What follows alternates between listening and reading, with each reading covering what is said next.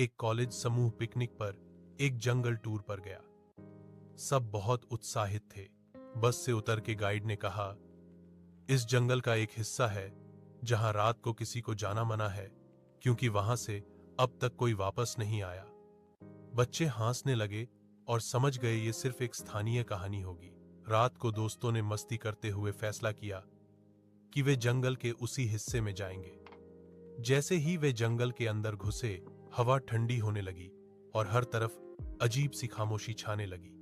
पता भी नहीं चला कब उनके पीछे चलती हुई कदम की आवाज सुनाई दी।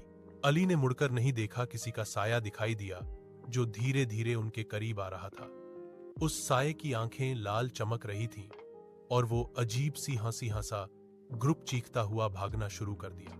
लेकिन रास्ता उनको नजर ही नहीं आ रहा था। हर तरफ अंधेरा था और ऐसा लग रहा था जैसे जंगल का हर पेड़ उन्हें अपनी ओर खींच रहा हो। आखिरी बार किसी ने बस तक पहुंचकर सिर्फ एक बात कही, वह कोई साया नहीं था, वह जंगल का रक्षक था जो यहां घुसने वालों की रूह कभी आजाद नहीं होने देता।